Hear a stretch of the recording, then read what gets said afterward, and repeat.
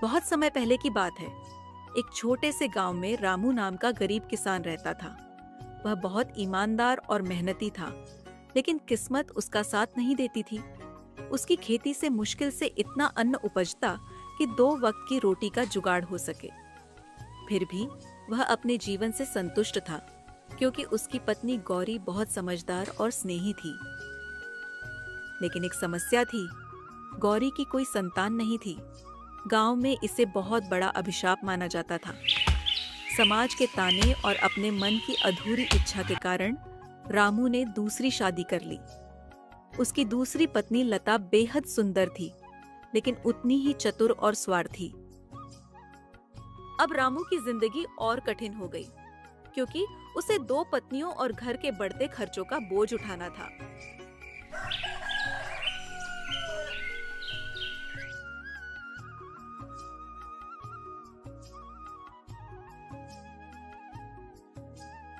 गौरी, भूख लगी है, खाने को कुछ हो तो दे दो।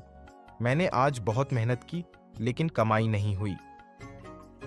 रामू, चिंता मत करो, मैंने बचा हुआ आटा गूंद लिया है। तुम बैठो, मैं रोटी सेंक देती हूँ। गौरी अपने हिस्से की रोटी रामू को परोस देती है और खुद सिर्फ पानी पीकर रह जाती है। जब रामू खाने बैठता है, तभी गौरी उसे देखती है और मन मन सोचने लगती है। क्या मैंने तुम्हारा साथ निभाने में कोई कमी छोड़ दी थी, रामू? नहीं गौरी, तुम तो मेरी ताकत हो, पर संतान की चाह में मजबूर हो गया। तभी लता कमरे में आ जाती है, गुस्से से हाथ नचाते हुए। अरे, आप आ गए? तो बताइए, आज कमाई हुई? मुझे नए कपड़े और गहने चाहिए। नहीं लता, आज कमाई नहीं हुई। देखो, मैं गौरी के हिस्से की रोटी खा रहा हूँ। मेरे पास इतने पैसे भी नहीं कि थोड़ा सा राशन ला सकूं। तुम्हें कपड़े और गहने कहाँ से दिलाऊं? लता को यह सुनकर गुस्सा आ जाता है। वह तुनक कर जवाब देती है, जब खाने के लिए कुछ नहीं है, तो इस घर में मेरा क्या काम? मुझे तो अच्छे कपड़े और गहने चाहिए। ये गरीबी मुझे बिल्कुल पसंद नहीं।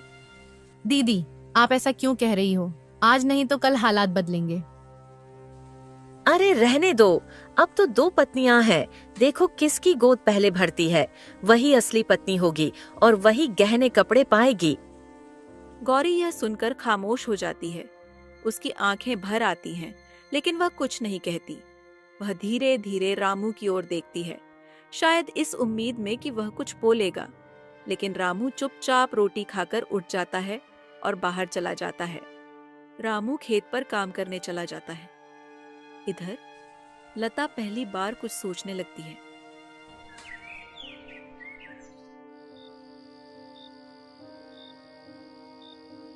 रामू जब भी आता है, गौरी ही उसके लिए खाना बनाती है। क्यों ना आज मैं ही कुछ रोटियां बना दूं? इससे रामू को लगेगा कि मैं भी उसका ख्याल रखती हूँ। वह धीरे धीरे रसोई में जाती है और कुछ रोटियां सेकने लगती है। इतने में रामू लौट आता है। अरे वाह लता, तुमने आज पहले ही रोटियां बना दी। चलो, अब मुझे खाना दे दो, बहुत भूख लगी है। रामू बैठकर खाना खाने लगता है। लता उसके साथ बैठ जाती है, लेकिन दूर खड़ी गौरी यह देखकर मुस्कुरा देती है।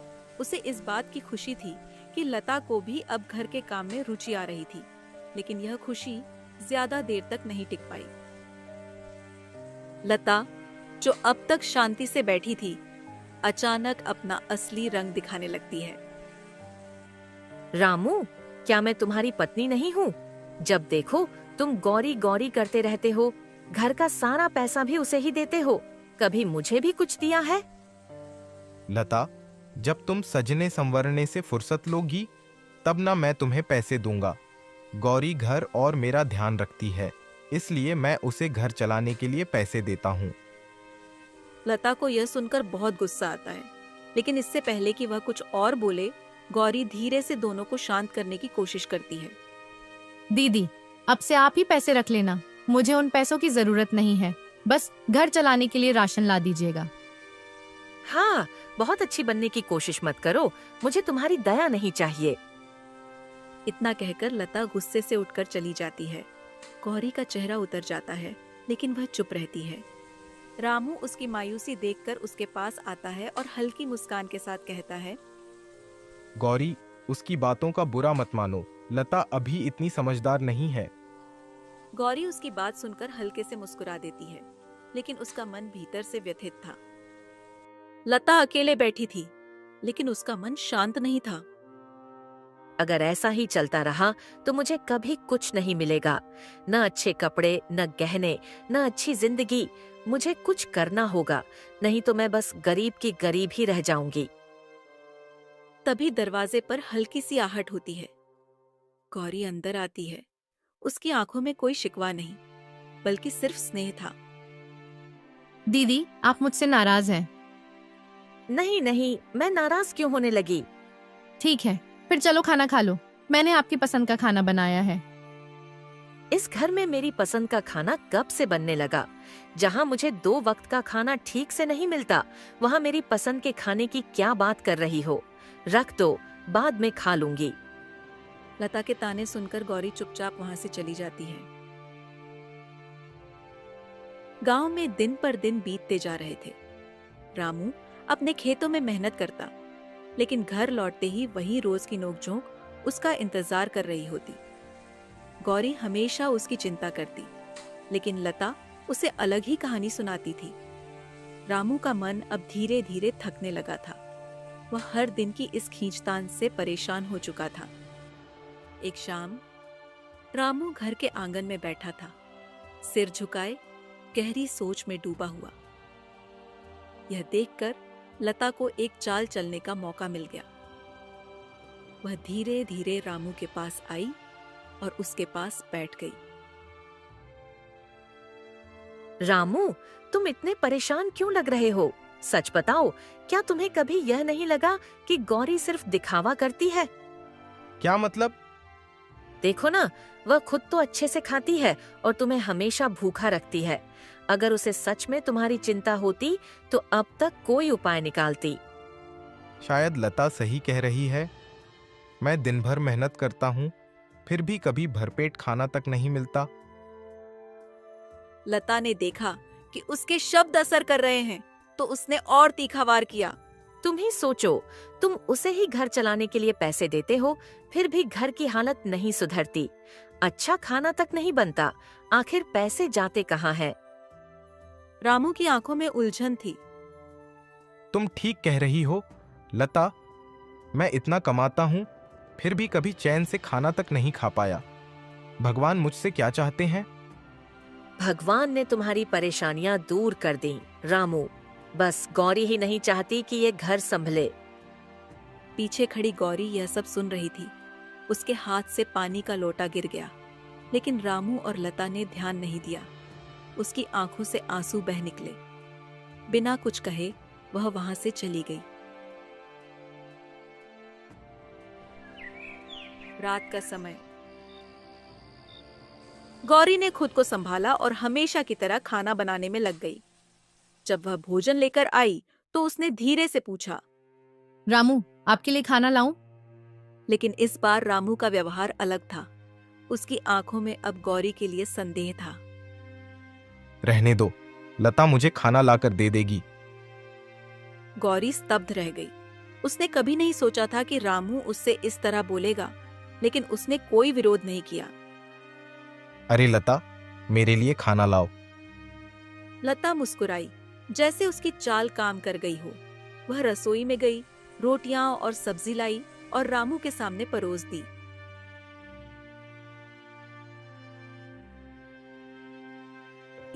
रामू ने पहली बार बिना किसी हिचकिचाहट के लता के हाथ का खाना खाया। गौरी दूर खड़ी यह सब देख रही थी। उसकी आंखों में दुख था, पर उसके होठों पर कोई शिकायत नहीं थी। उसकी जगह कोई और होता तो शायद खूब लड़ाई करता, लेकिन गौरी ने बस एक गहरी सांस ली और चुपचाप वहां से चली गई। गौरी ने महीनों तक घर के हर सदस्य की सेवा की। वह रोज खाना बनाती, लेकिन लता हमेशा उसे अपना बनाया हुआ बताकर तारीफें बटोर लेती। रामू भी हर बार लता की बातों पर विश्वास कर लेता और गौरी की मेहनत को नजरअंदाज कर देता। एक दिन जब सब साथ बैठकर खाना खा रहे थे, लता फिर बोली, कैसी बनी रोटियां रामू? मैंने बनाई है। यह सुनकर गौरी का धैर्य जवाब दे गया। उसने दृढ़ आवाज में कहा, दीदी, यह रोटियां मैंने बनाई हैं। फिर भी आप हर बार अपना क्यों बताती हैं? अरे, घर का काम तो मैं देखती हूँ, इसलिए मैंने ही बनाई, समझी? रामू ने लता की हाँ में हाँ मिलाते हुए कहा, गौरी, जब लता ने बनाई है तो तुम बेवजह झूठ क्यों बोल रही हो? रामू के शब्द गौरी के दिल में तीर की तरह चुभ गए। उसकी आंखें नम हो गईं। वह सोचने लगी, जब इस घर में मेरी मेहनत की कोई कदर ही नहीं, तो मैं यहाँ क्यों रहूं? रात होते ही जब सब गहरी नींद में थे, गौरी चुपचाप अपना सामान उठाकर घर से निकल गई।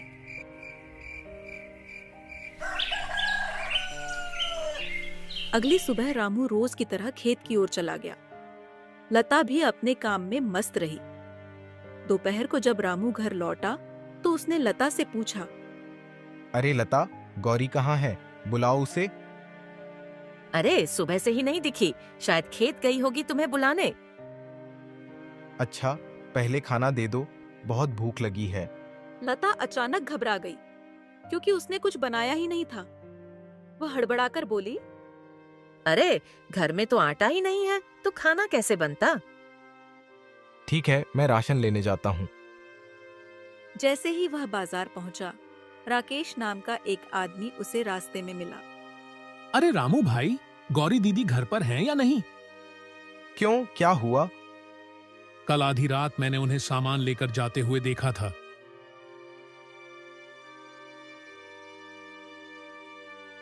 यह सुनकर रामू का दिल धड़क उठा। उसे एहसास हुआ कि गौरी घर छोड़कर जा चुकी है। वह तुरंत उसे ढूंढने निकल पड़ा, लेकिन आधी रात तक उसे कोई सुराग नहीं मिला। हार कर वह निराश होकर घर लौट आया। रामू जैसे ही घर पहुंचा, लता ने पूछा, क्या हुआ जी, गौरी मिली? गौरी घर छोड़कर चली गई, उसका कोई पता नहीं चला। यह सुनकर लता के चेहरे पर एक पल के लिए मुस्कान आ गई, लेकिन तुरंत ही उसने झूठी चिंता जताई। अरे, आप इतना टेंशन मत लो, गुस्से में गई होगी, कुछ दिनों में लौट आएगी। यह कहकर लता भीतर चली गई, लेकिन रामू की आंखों से नींद गायब हो चुकी थी। उसने बिना कुछ खाए पिए रात भर गौरी के बारे में सोचते हुए करवटें बदली। रामू के लिए यह सुबह भी वैसी ही थी जैसे पिछली कई सुबहें, गौरी की खोज में भटकते हुए। वह गांव के हर कोने में गया, हर मंदिर, हर चौपाल पर पूछा, लेकिन कोई सुराग नहीं मिला। थक हार कर घर लौटा तो लता को आवाज दी, लता, खाना लाओ, बहुत भूख लगी है। मुझे खाना बनाना नहीं आता, फिर भी 2 रोटियां बनाई है, वही खा लो। रामू ने पहला कौर मुंह में डालते ही मुंह बना लिया। आज रोटियां कैसी बना दी हैं?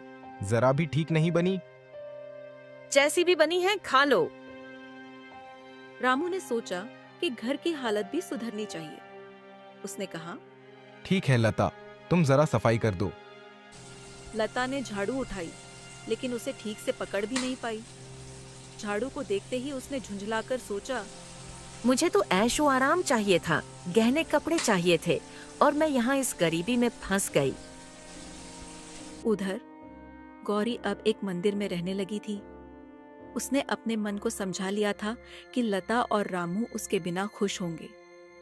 वह खुद को बोझ नहीं समझना चाहती थी। अकेली होने के बावजूद वह संतुष्ट थी। इधर लता का सब्र खत्म हो गया। वह गुस्से में रामू के पास पहुंची और बोली, रामू, मुझसे यह झाड़ू पोछा और खाना पकाना नहीं होगा। अगर तुम मुझे गहने और अच्छे कपड़े नहीं दे सकते तो साफ साफ बोल दो। लता, बस गौरी को एक बार मिल लेने दो, फिर मैं मेहनत करूंगा और तुम्हें सब कुछ लाकर दूंगा। गौरी, तुम अभी भी उसी का नाम ले रहे हो? अच्छा हुआ जो वह चली गई, लेकिन मैं अब और नहीं रह सकती। मुझे भी यह गरीबी नहीं चाहिए। रामू अवाक रह गया। लता ने उसकी एक भी नहीं सुनी और गुस्से में घर से निकल गई। बाहर एक अमीर आदमी इंतजार कर रहा था। लता बिना पीछे देखे उसके साथ चली गई। रामू यह सब देखकर हक्का बक्का रह गया। उसे पहली बार एहसास हुआ कि उसने गौरी के साथ कितना अन्याय किया था, पर अब पछताने से क्या होता। उसे खुद को संभालना था। वह फिर से गौरी की तलाश में निकल पड़ा। कई दिन बीत गए, लेकिन गौरी का कोई पता नहीं चला। तभी एक दिन एक महिला ने रामू को रोका और कहा, अरे रामू भैया, तुम यहाँ हो? गौरी दीदी की तबीयत बहुत खराब है। क्या? कहाँ है वह? मंदिर में। रामू बिना एक पल गंवाए मंदिर की ओर भागा। वहां उसने गौरी को निढाल पड़े देखा। वह उसे देखकर हैरान रह गई। रामू ने उसके पास जाकर हाथ जोड़ लिए। गौरी, मुझे माफ कर दो। मैंने तुम्हारे साथ बहुत गलत किया। मेरे साथ घर चलो, मैं अब कभी तुम्हारी अनदेखी नहीं करूंगा। रामू ने उसे लता के जाने की पूरी कहानी सुनाई। गौरी को विश्वास नहीं हुआ कि लता उसे छोड़कर जा चुकी थी, लेकिन रामू की आंखों में पछतावे के आंसू देखकर उसे यकीन हो गया कि अब सब कुछ बदल चुका है। गौरी ने लंबी सांस ली और कहा,